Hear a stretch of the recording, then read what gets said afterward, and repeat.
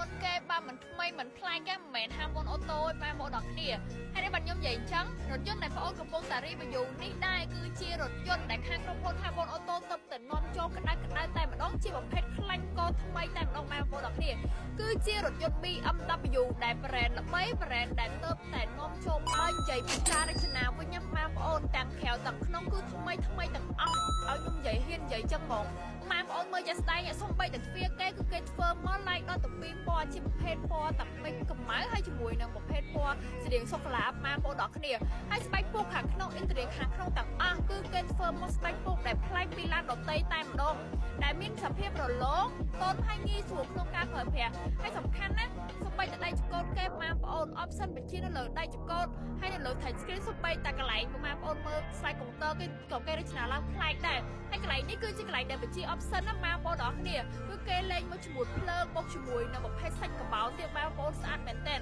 ហើយខាងក្នុងហ្នឹងម៉ែបងអូន interior គឺគេធ្វើមកជាប្រភេទស្បែកកម្មញីលីខ្លះមកទៅខ្ញុំ review អត់ទេព្រោះដោយសារអីឡានហ្នឹងគឺគេរចនាឡើងមកប្លែកពីឡាន BMW នៅតែដាច់តែម្ដងកន្លែងស្រេកអីហើយឈ្មោះគាត់អីគឺមាន logo BMW ទីម៉ែបងអូនអត់ទេគឺកំដៅមែនទែនហើយផ្នែកជួរទី2វិញខ្ញុំនិយាយពី speaker ម្ដង speaker គេគឺស្អាតមែនទែនហើយជា speaker ស្រីផ្នែកខាងក្រោយនៃកៅអីម៉ែបងអូនក៏គេរចនាឡើងស្អាតដែរហើយផ្នែកជួរទី2ហ្នឹងកៅអីគឺមានដល់ទៅ3ធំទៀតហើយកៅអីហ្នឹងគឺងាយស្រួលក្នុងការអង្គុយមិនខំតែខ្ញុំ